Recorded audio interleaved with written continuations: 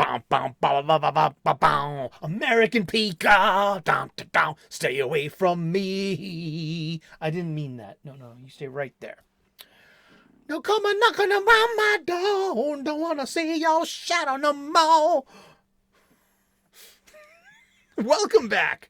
Your musical cold open.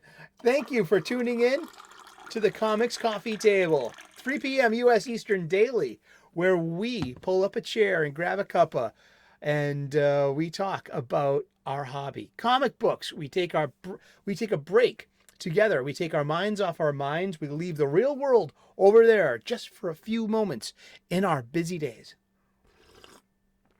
We grab a cuppa, whatever it is we're shoving under our nose today. There, pal, buddy, brother, sister, cousin, thick neck, turkey pockets.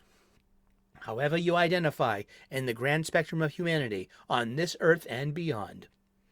Welcome to the Comics Coffee Table, pre-recorded but before a live studio audience of my stuffed animals. Canadian Bear, the studio audience, Drinka, the lighting, boom mic operator, cameraman, and responsible for the background and the set. And then there's Pika, my executive producer. I am just the talent. I read whatever Pika writes in his copious amounts of show notes. That's right.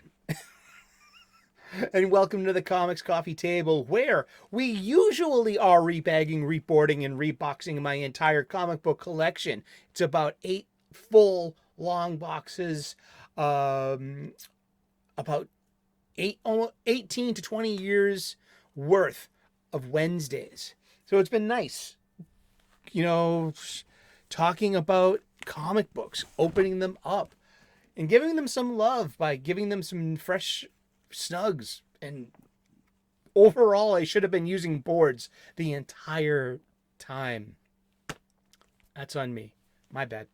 And they all need new boxes too. Those boxes have served their purpose. Plus, I'm getting older, and these things do get heavier as I get older. And so I'm transferring out of the long boxes into the short boxes. But here's the deal too. So like I said, we usually rebox, reboard, and rebag. I just had surgery last week on a lingual hernia.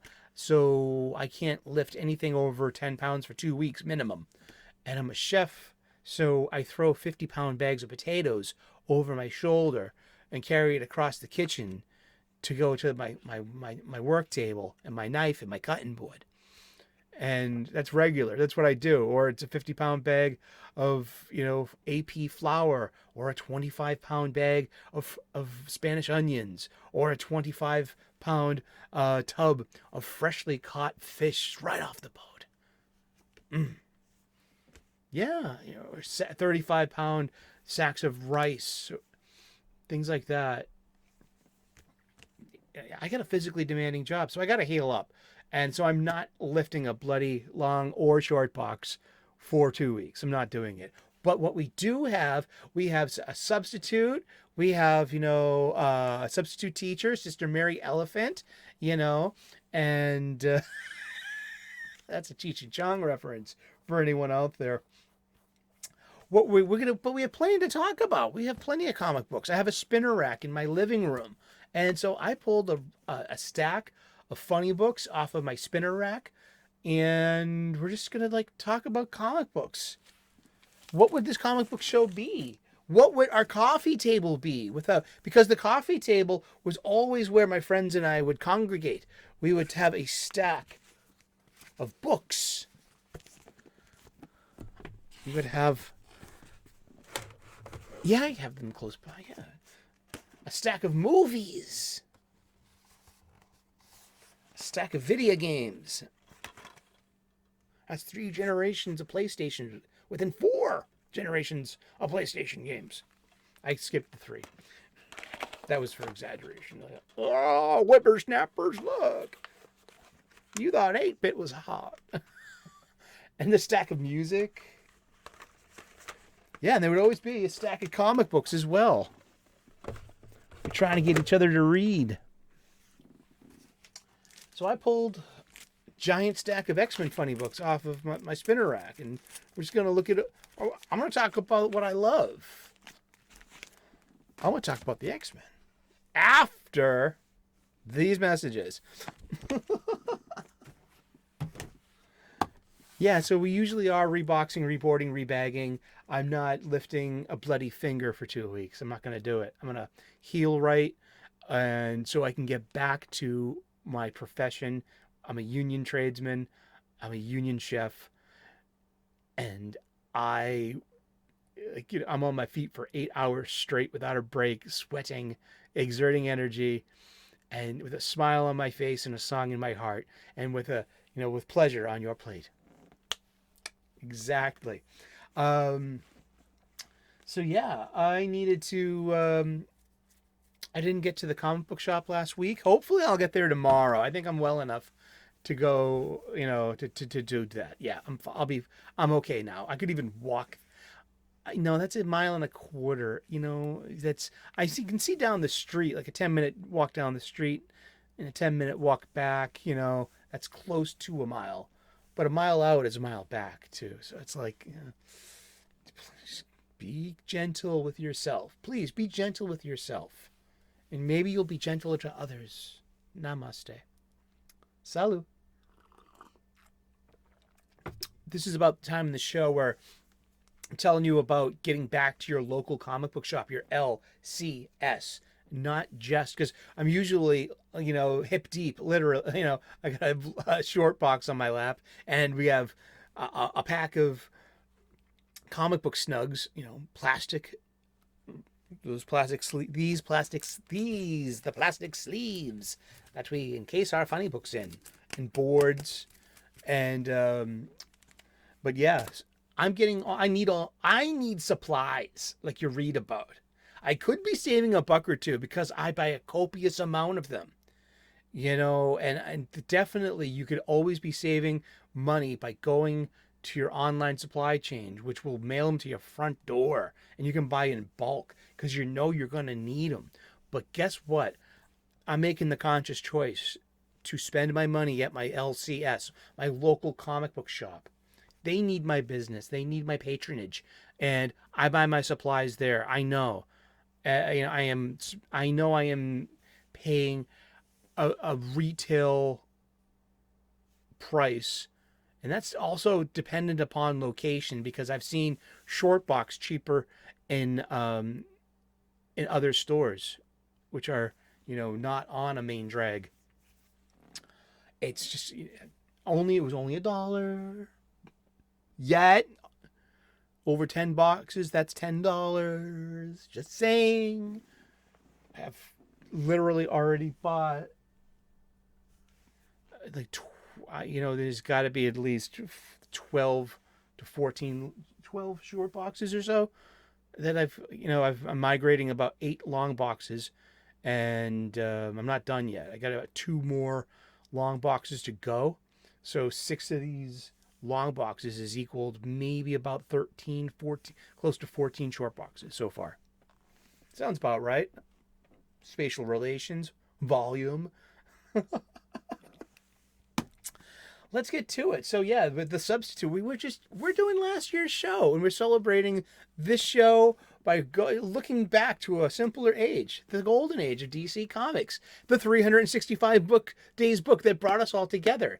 This book was given to me about 2 decades ago by one of my best friends, and has been serving my coffee table ever since, and has been a constant source of comic book shop style conversation. So much so that I based my entire show last year around it. It's kind of simple. You open up the book to today's date. You'll look at some comic book art from an antediluvian age. We read the blurb, and then we talk about comic books. And guess what, pals? We're going to talk about comic books every day for the rest of the year. That's right. Let's get to it. It is October the 10th, and I hope that you are clobbering your problems and not being clobbered by them over and out. Gotta get away. Holy diver. Yeah. God Shiny diamonds like the eyes in the cat, the black and gloom. Something's coming for you, Wonder Woman. Look out! Or a little Ronnie James Dio for your face. Test out Lane Kramer's new speakers. Yeah, well, yesterday was Columbus Day. And back then, when this was printed in 2004 by Abrams Publication, this was we hadn't made the transition yet, and I'm okay with Indigenous Peoples Day, because Columbus kind of took the land away from the Indigenous people. So let's have the Indigenous people take the day away from Columbus. And the world still turns, ladies and gentlemen. The moon still rises, the sun still sets, water is still wet, and there is good within you, just as there was with Darth Vader. So this is going to be the October 10th. This is the Columbus Day page. So if you have exceptions with Columbus Day, you take them to the executive producer. Take a number, please. He'll get back to you in the order that was received. It's only fair. It's a queue. Get into the queue. October 10th, Columbus Day. In a story called The Secret Hall of Fame, Wonder Woman travels through time to offer aid to various heroes of yore, including the Wright brothers. That was 66 years ago, and we've already gone to them. We went for, no. The Wright brothers were over 100 years ago. But from Kitty Hawk to Apollo 11 was 66 years. That's impressive. And that's humanity. And that's what we're capable of. That's, yeah. Carpe diem. That's right. Offering aid to various heroes of yore, including the Wright brothers, Paul Revere, whose steps were literally down the street from my neighborhood, where Paul Revere's ride literally goes through my neighborhood. Yeah, that's the truth. I've lived around here for 15 years, and that's like a yearly thing too. They have a recreation, a guy on a horse in a tri-cornered hat and a wool coat. 2 arms, 2 arms. The British are coming. The British are coming. 2 arms, 2 arms. He also had help from William Dawes and somebody else. But yeah, that's history. That's local history too. From our Boston studios. The Wright brothers, Paul Revere and Christopher Columbus, who you'll see here in this picture. You see the Nina, the Pinta, and the Santa Maria. We know like this because we learned this in school. I've got to keep this prehistoric sea beast from attacking Columbus's fleet, says the Wonder Woman. I was going to call her the Maid of Might, but then no, that's Supergirl's, thing. And here you see real, authentic Ben-Day dots. That's not a computer filter that's meant to, simulate this. Those are actually contributing. Those are colored in a certain way to be pixels. So when seen at a typical distance, render this as an image. Just like the pixels on your monitor, whatever monitor you're watching the YouTubes on. Those pixels are Ben-Day dots. So the little dots you see on modern comics aren't pixels. That's an effect to make it look more comic booky. And it ends up being, for me, the dissatisfying distraction when misused and overused. But let's read the blurb some more. Let's finish the blurb. History might have been vastly different, the text suggests. This sounds like some sort of feminist overcompensation? Who wrote this? It must have been either Les Daniels or Chip Kidd, because Jeff Spear took the photographs. You could ask your local comic book shop if they have a copy. Seriously, this makes a great addition to anyone's coffee table. And a great gift for a geek, I know. History might have been vastly different, the text suggests. This sounds like some sort of feminist overcompensation, but in fact, many male superheroes have also journeyed into the past to make changes that would later be credited to mere mortals. Here, Wonder Woman saves Columbus from a Chronosaurus, one of those giant sea serpents that ancient mariners used to fear. Script by Robert Knider, art by Harry G. Peter, from Wonder Woman number 69, October of 1954, near the end of the golden age of comic books. It was not written by William S. Marston. It was who had passed away in 1947. Yeah. One sec. Good, here we go. Every time, from now on, anytime I want to bring up Golden Age Wonder Woman. See, the Golden Age ran from 1938. That's Action Comics #1, the first appearance of Superman, until 1955.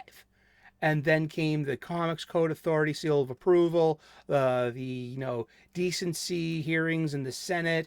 Right before that, you kind of had the seduction of the innocent, the whole Batman thing, and then in 1956 you had in October of 1956. Showcase #4, the first appearance of Barry Allen, the Flash, that is the starting gun of the Silver Age, and from 1956 until 1970 runs the Silver Age. The Bronze Age, I'm a Bronze Age baby, runs from 1970 until 1984. The Copper Age between 1984 and 1993, and we've been in some nebulous catch-all modern age of comics since 1993. The modern age of comics.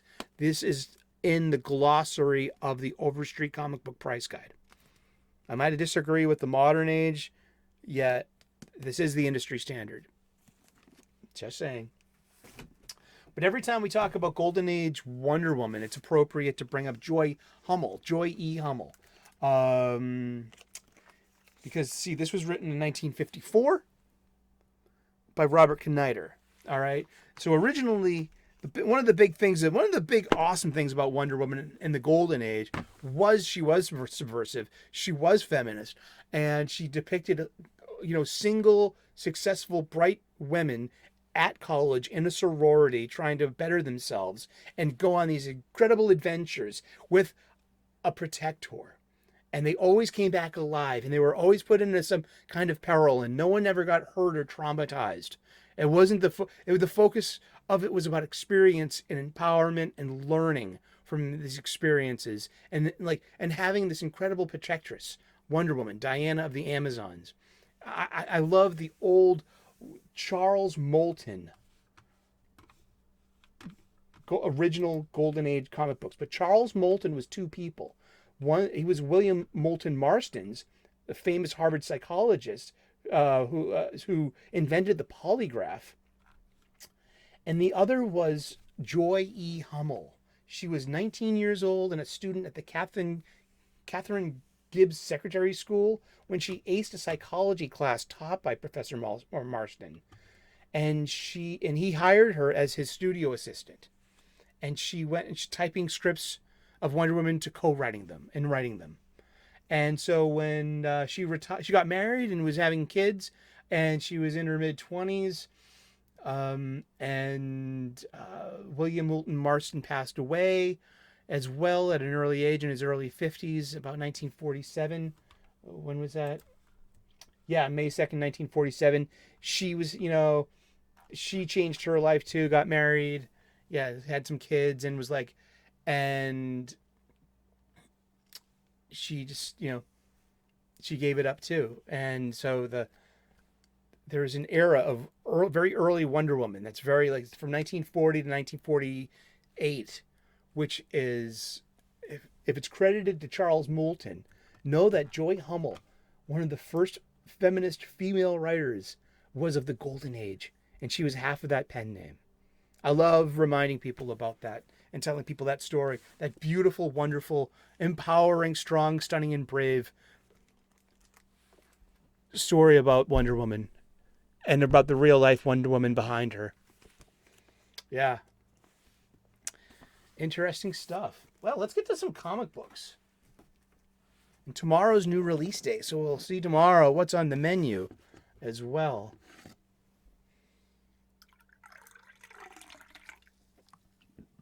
Cheers. I hope you're running your kitchen and not being run by it. That could be your office. It could be your home. Could be anything you want. Use it as a Mad Lib. A Mad Lib was one of these, a publication, something you would find at the checkout counter at your grocery store, your bodega, your corner store, your pharmacy store, your newsstand.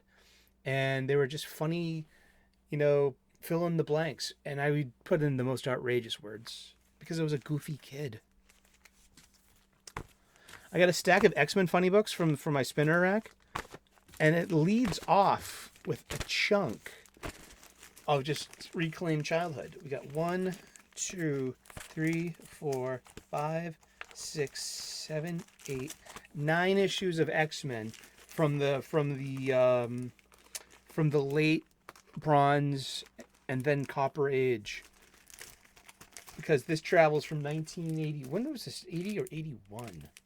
This is, hello. You want a copy of this, go find one. This is the 3rd copy of this I've had in my life. It's got this beautiful wraparound cover by Walter Simonson. A proper Robin. It's got Darkseid. Charles Xavier, who was usually in a wheelchair, but now he's in the Mobius chair. Look at that, isn't that cool? And some spine crack, of course. And let's look at that too, because we like looking at cover prices of old magazines and stuff. This doesn't have the traditional indicia. It just says a year mark. This doesn't have a month mark. Written by Chris Claremont, penciled by Walt Simonson, inked by Terry Austin, letters by Tom Orchowski. This was a great, rare crossover between the big two. 1982. All right, so chronologically, you come later, because that means I saw these guys first. And that's why we're looking at that's why it's important to look at the indicia. It's like, this didn't have a month because this was a special. It went for $2. Let's just put it in the middle of 1982. May of 1982, $2. That would be the same buying power as $6.41 as of August 2023. I get this from the U.S. Bureau of Labor Statistics CPI inflation calculator. You can find a link for that in the description if you want to use it for your own nefarious purposes. Eek, eek. We'll get back to this then. 1982 X-Men comic book. I was 9 years old for most of 1982. But in 1981, you see it. It lives on my spinner rack with lots of other fall 1981 books. I was 8 years old. No, I was 7 years old going on 8. I'd be 8 years old in November. Let me do the math. Do the math, mouth breather. 1981, you turn 9 years old. So I'm 8 going on 9. I'd be 9 years old in November. This is from January of 1982. That's the cover date. But it still says 1981 because it's on the newsstand in November of 1981. So this would have been around my birthday. I could have gotten this, oh, can I have 60 cents for my birthday? Can I get this for my birthday? It's only 60 cents. I probably sounded as annoying like that when I was a kid, yeah.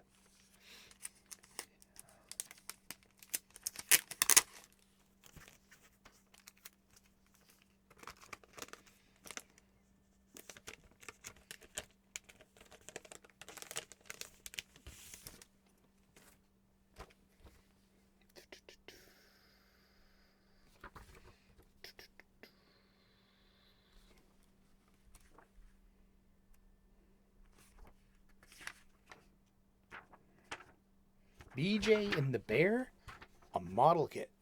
This I did not buy this. I got it for January 1982. So this would have been, and that's when you take it off the newsstand. So this also would have been for a comic book shop at the direct market. If it had the UPC barcode that you scan with the laser, that indicates the newsstand version for returnability. Exactly.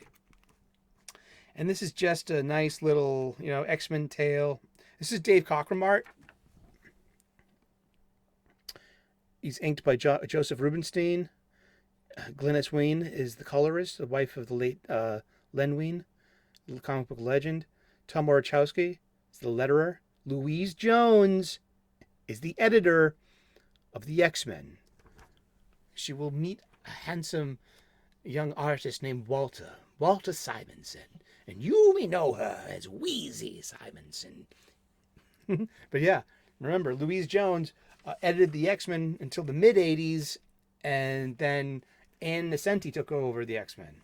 More fabulous, strong, stunning, brave, feminist Wonder Women of different ages of comic books. So, you have Wheezy Simonson and as the editor of the X-Men to close out the Bronze Age. And then we have Ann Nesenti being the editor to bring them into the Copper Age. Ain't that cool? I mean, gee. And then it's quirky, it's dreamy. This is Kitty's dream. Kitty's having some kind of dream. Or is that it? See, you think there are lots of words in comics. Look, that's Carol Danvers. Look, besides the pool, Carol Danvers, a.k.a. Ms. Marvel, a.k.a. Warbird, a.k.a. Captain Marvel. A former Avenger who recently lost her superpowers, now Xavier's patient, ministers to the X-Men's leader Storm. For details, see Avengers Annual number 10. Ooh. It was the Hellfire Club was routed. I wonder if that's... Oh, that's Ilyana. Oh, wow. I wonder if this is the first appearance of Ilyana Rasputin. See, she goes to that hell dimension, and she gets Saurused. Soap opera rapid aging syndrome. So she goes in as a child, and she comes out a teenager. Yeah, something like that. And she's very close friends with Kitty Pryde, who she seemed as an older sister at once. And Kitty knows Russian. And this is like the earliest stuff where Kitty starts falling for Peter and Peter starts falling for Kitty. But Kitty's like only like 13, not even 14 here. And Peter's probably, in his late teens. So like the older you get, you know what I mean? That you don't like I'm 50 and she's 38. That's nothing, but you're at grown-ups at that age. It's a lot of different. Yeah. And it's Kitty's fairy tale. This is a one and done. Look, a pirate kitty. Have we seen that before? Hello, Marauders? Anyone in Krakoa age? You've ever seen Pirate Kitty before? No shit. I'm sorry, you can't make this up, but you make it up. Look at that, Peter Rasputin as Colossus, her true love. Aww. Shucks. I mean, this is good. There's always been cute stuff in comics, man. Just like, but look at that. No, that was hand drawn by Tom Orachowski. That's not drop and drag. Look at that lettering. That's hand lettering by Tom Orachowski, who basically lettered like almost every Marvel comic, actually every Uncanny X-Men I've ever read in that day. That's hand lettering. Beautiful stuff. And here are the rules for our grand prize drawing of the Columbia 10-speed Formula, the Formula 10. 10 bikes given away each month to gym shooters' children. I'm kidding. No one ever... So, there must... Wow. There was 10 bikes a month for 4 months. So they gave away 40 of these things. Somebody out there has to have had... There should be 40 different humans out there. Comic book fans. Why isn't there a list of these winners? Why is it so hard to find one of you? Because I haven't really looked that hard. But if you know someone who won the bike, send them my way through this channel's, this channels. Do it, seriously. And, but yeah, look, bubble yum. Once again, bubble gum. What else? It's something else you can get. Like with your $1. I have $1. I have 40 cents left. What am I going to spend it at the corner store? or the mini mart, the bodega, the gas station, the 7-Eleven, wherever you bought this funny book. Guess what? It reminds you got enough money for a pack of bubble yum. I mean, what are ads today? I mean,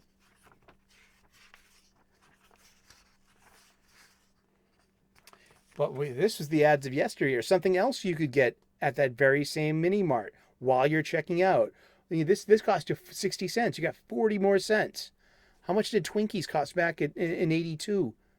81? Would they have been like what, 35 cents, 25 cents? Could you have afforded some Twinkies with the remaining of your pocket change? That's Captain Marvel. There you go. The original Captain Marvel. That's the ubiquitous Twinkie ad or Hostess ad. So this got it going on. This has got the Columbia 10-speed racer banner I love. It's got the Hostess the Hostess ads. This is some good stuff. Aw. And apparently the entire dream was been shared with all the X-Men and something like that. Was it Ilyana's powers going wild?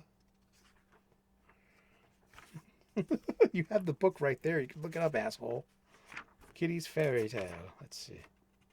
Oh no, Kitty was telling a fairy tale to Ilyana, who's sick in bed. Dude, this is totally like The Princess Bride. A 1987 movie? But this came out in 1981. Why was it? This is the book too, but no, I get it. Oh, this is pretty cute. They're cleaning up the mansion after the latest encounter with someone like the Hellfire Club. You know, someone who comes a knocking up at, 1307 Graymalkin Lane, Westchester, New York. And, okay, this is Kitty telling little Ilyana a story. Oh, that's so cool. All right. I just fell in love with this issue all over again after all these years. That is really great. And look at this Lego kit. The mechanic, these are like, these actually, have gears that, that interlock to make, motion, It's cool for older boys. Well, girls could too, but, isn't that cool? So we got two of them back to back. So this will have the same ads and the same kind of thing. But what I wanted to show you, because these were 1981 comic books, basically 1982 comics, because this is issue 153, and then we start something new at 154 with some Starjammers, who ends up being, that's Corsair of the Starjammers. That's ends up being Cyclops and Alex's dad. Their missing in action father. Also in 1982 comes this as well. This huge crossover. I've had this since I was a kid. It went the way of the Macarena. I had this since in a young adult or mid 20s. It's gone. This is my third copy. So coming just almost a year later, we have Me. Now this is a big point for me. This is a newsstand copy. You can tell by the UPC barcode. And this is the same publication 2 years later, or just a year later even. 1983, 40 years ago. Okay? 40 years of saying, hey, look, video game ad, we don't know who to market these comic books to anymore. Oh, comics are booming. Oh. If you don't like my comic book, then don't buy my video game. Used to be it. And now if you don't like my politics as the writer or creator, don't buy my book. Now that's the name of the game. That's not publishing. Doesn't sound like, a very good publishing strategy indeed. Hey, look. Video game ad. But Uncanny X-Men 170 is where I became a monthly buyer. I was 10 years old. I'd be going on 11 years old in November. And so this June issue, this replaces the issue I had as a kid. This June, so this would have been May, April, May, this would have been out March of 1981. It's probably still slushy on the streets of Boston and downtown Crossing. And I've probably just hit up my grandfather for some spending money, which I would go across the street in downtown Crossing to Superhero Universe 3, where I bought this off the shelf at my first local comic book shop at 10 years old.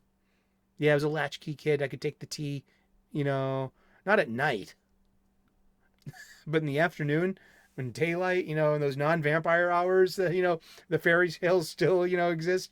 In the afternoon, it was a completely different story, just a kid in the tea, That's that. But this is issue 170, and from here until basically the Fall of the Mutants, I'm a monthly buyer. And those comics are long gone. I mean, this has been a replacement copy. I got this, I think, for, maybe less than $20 at my LCS, depending, on what kind of condition it's in. But it's Chris Claremont. It's art by Paul Smith, inked by Bob Wyacek. Has 6 of the most powerful panels I've ever seen in comics, especially as a child. It was Storm killing Callisto in this famous fight. The 6 panels of show don't tell. No narrative caption as in the previous page. No dialogue bubbles as in the previous page. Just, it's all shown in this. Storm takes off her cape. She wraps up Callisto's wrists and holds it up high. Callisto cannot fight back. She is vulnerable. The only way out is death. This is to the death, Paul Atreides. He figures out when fighting Jameis, or he is told, and he has to change his strategy and win. And Storm is just, look at that, coldly walking away with the background, with the people. Can you see that in the background? Can you feel the shock and awe of the Morlocks through that simple image of behind Storm's bare feet? An artist who can draw bare feet. And look at that. There's so much to unpack there. And here I am, 10 years old, buying this. And this is what got me on to this. I think was maybe my first conscious choice to be a monthly buyer, to be a monthly, I was an X-Men reader. I was one of the X-Men. Because you had something to enable this as well in 1983. You had New Mutants. This is an April 1983 comic book, so it was out probably in January of 83.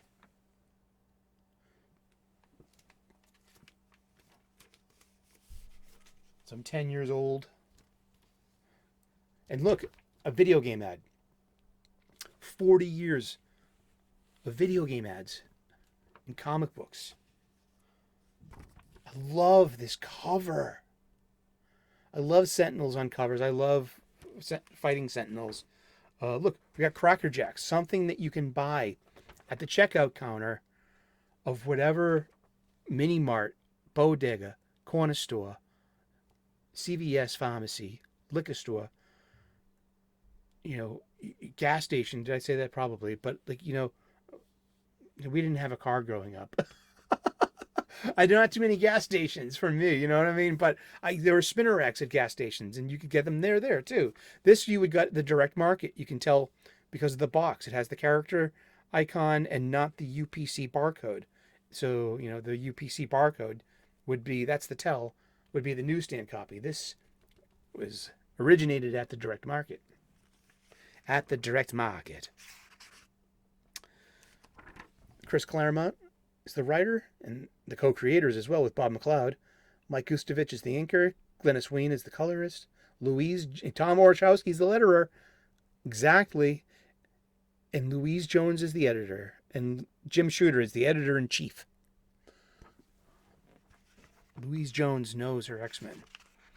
And she's also writing, Weezy Simonson. She's also writing a Jean Grey miniseries, like set in the current fall of X, in the Krakoan era, So it's okay. But look, what are you going to do? It's 60 cents. You have $1 in your pocket and you just spend 60 cents on your funny book. You got 40 cents left. You got a quarter, 2 bits for a pack of bubble gum? What are comics doing with their advertising space in 2023, 2024? This is the comic book where I found out it was there the entire time. How do you pronounce her name? Is it Rahane? Is it Rain? Is it Ronnie? It's like, no, her name's Rain. Like Moon Unit Zappa, her name's Rain. That's how you pronounce Rahne. Her name's Rain. I never knew, I didn't know that until recently.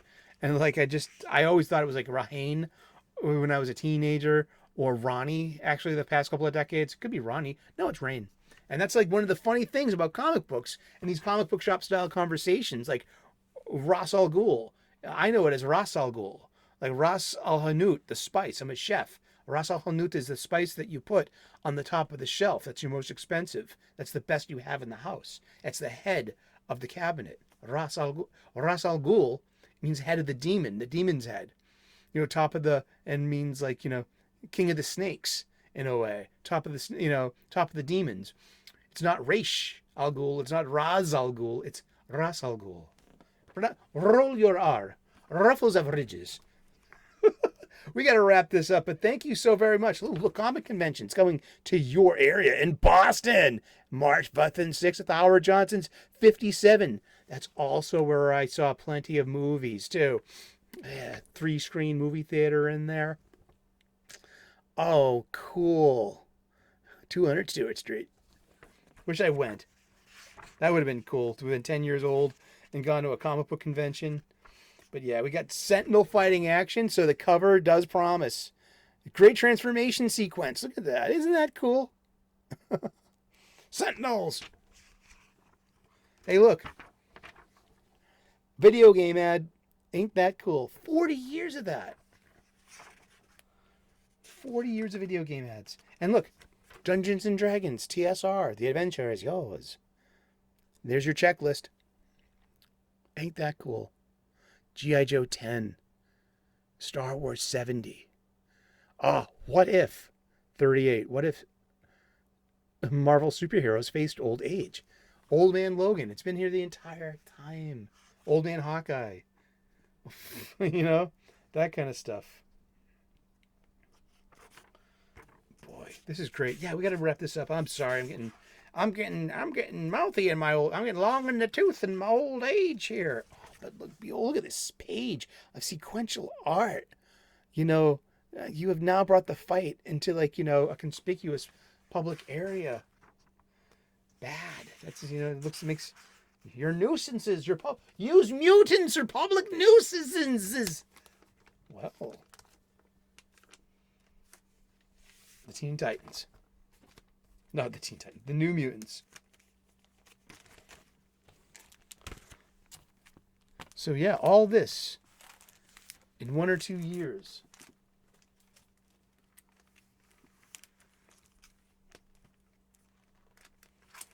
And this is kind of how I started being an X-Men fan. Well, and over on the TV show at Spidey's Amazing Friends, you also had that crossover episode with Firestar, who came from the X-Men. And she was a brand new character, and she was retconned.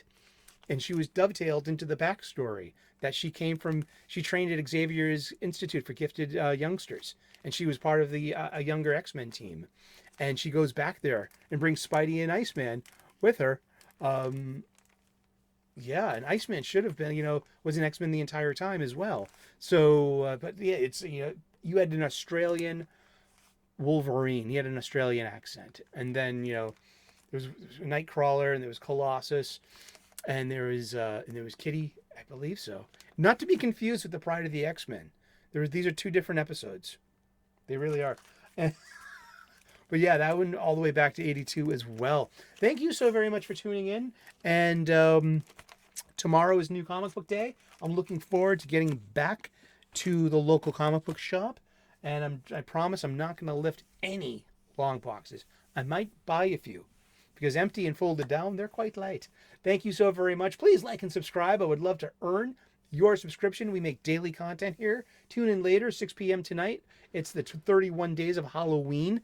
And we talk a horror movie a day throughout October and the Halloween spirit. Thank you so very much. God bless. Namaste. Good luck. We will see you again tomorrow in those funny pages. Ciao. Bye-bye.